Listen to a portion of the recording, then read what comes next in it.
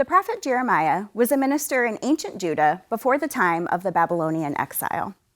The book of Jeremiah takes the reader from Jeremiah's call story in chapter 1 through the time of the siege of Jerusalem and the Babylonian exile.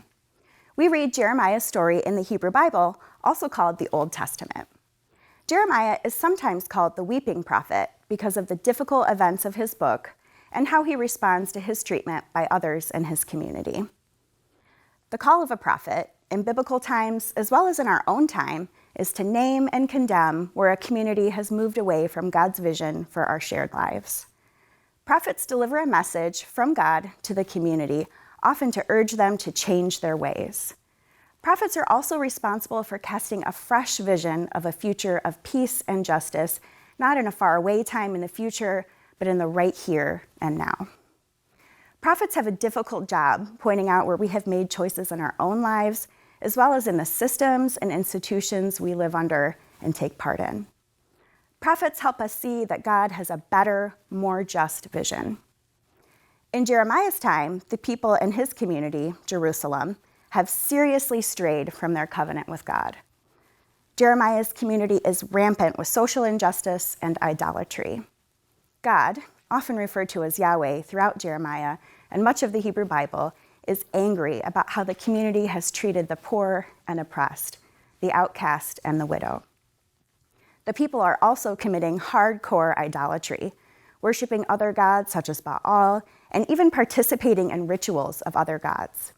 They are making choices that will echo far into the future. If they don't stop now and reorient their lives toward God's preferred future, they stand to lose everything: their homes, their land, their temple, their culture, stories, and more. Jeremiah and God are in deep and tireless relationship, trying to get his community to understand the seriousness of what is happening and for them to make change now before it is too late. They have time, but they don't have a lot of time. In Jeremiah's time, just like in our own time, there are also false prophets who further complicated the prophet's ability to convince people that they must act now. False prophets are like yes people who tell the king exactly what they want to hear.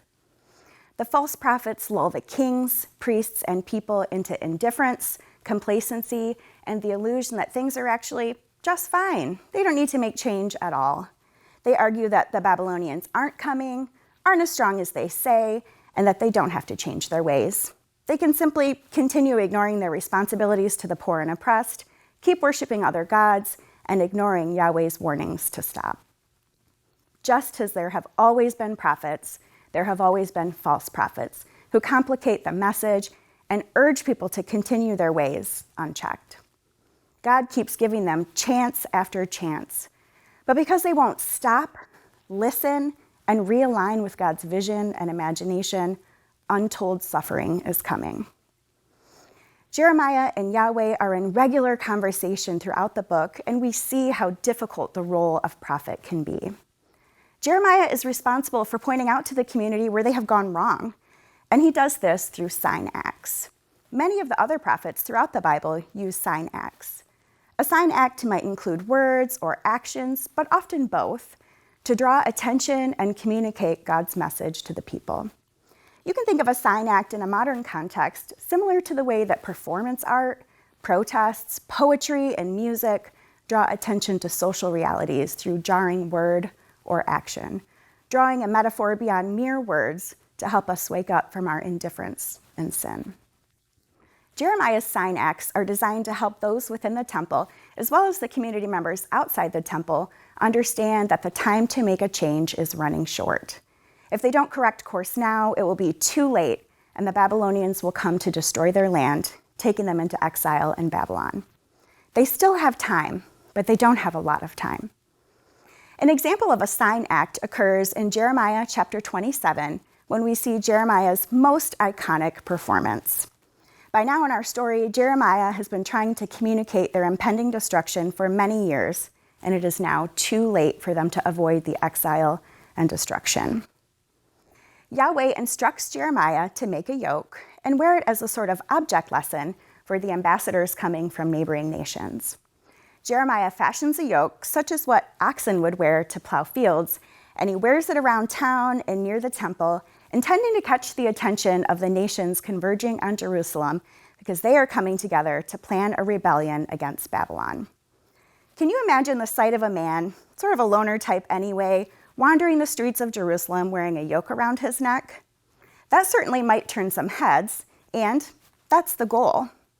The yoke suggests to those in Jerusalem, as well as the visiting ambassadors, that all they can do at this point is submit to the Babylonians and minimize the consequences of their actions. It is now too late. They no longer have time.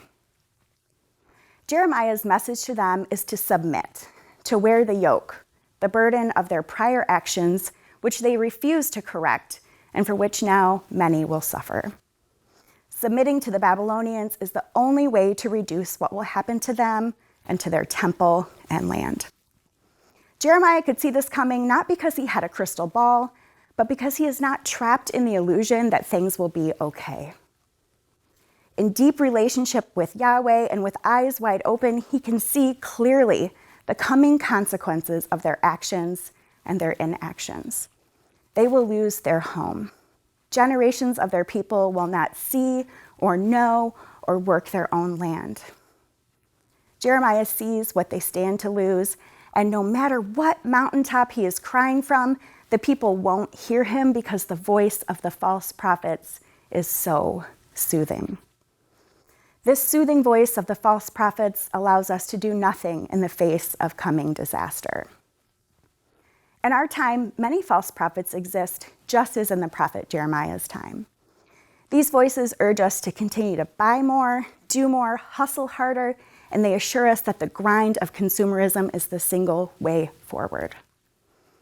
As our planet marches further toward environmental destruction, there are the voices of false prophets who tell us that there is no need to change, no need to correct course, no need to demand better from corporations who are primarily responsible for carbon emissions.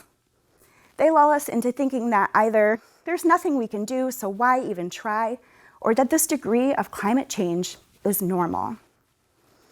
Community of Christ has joined other voices in declaring a climate emergency.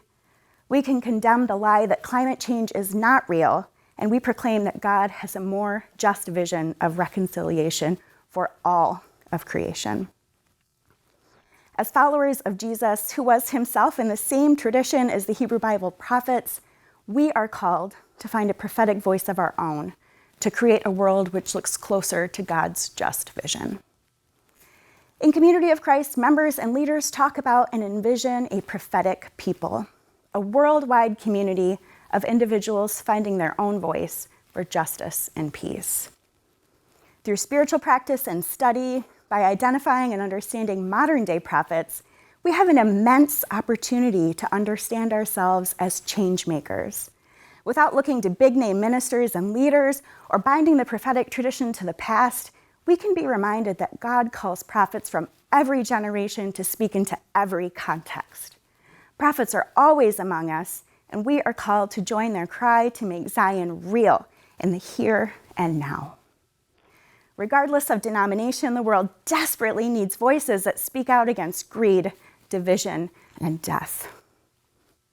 To be a prophetic voice for climate change, we, a prophetic people, must denounce the ongoing destruction of the planet, which has and will continue to disproportionately impact already marginalized communities.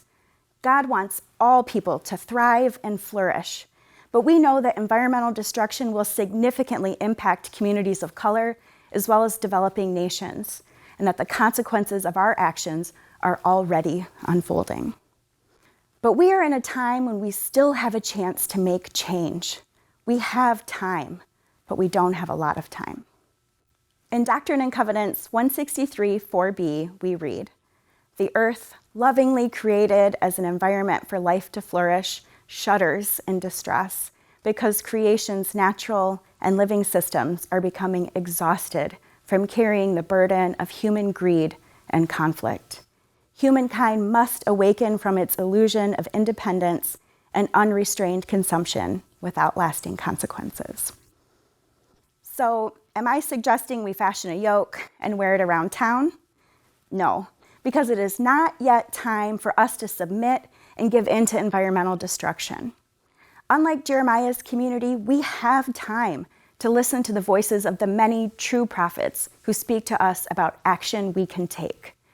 Maybe your sign act doesn't include throwing a pot into Hinnom Valley or wearing a dirty loincloth around town like Jeremiah, but we must all act now.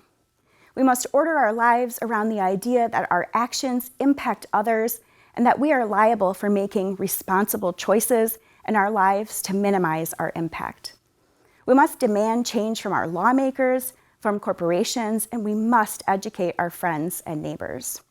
Maybe you can think of a sign act or direct action that can mobilize your community or family into action.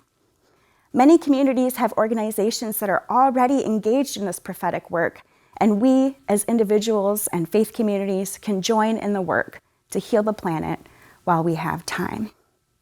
Because we have time, but we don't have a lot of time. Jeremiah spends decades through multiple leaders crying out for justice, for the community to reorient itself alongside Yahweh. His prophetic call is ignored, and time runs out. In the end, the city and temple are destroyed, many are carried into exile, and for a time, their kingdom becomes simply a blip in the vast Babylonian Empire. We cannot allow ourselves to become trapped in the illusion that things are okay. We must resist the false prophet voices which encourage indifference. And we must become a prophetic people on behalf of all the created order and act now. We have time, but we don't have a lot of time. For every breath that enters our lungs, we are meant to worship God by aligning ourselves with God's vision and imagination on behalf of all creation.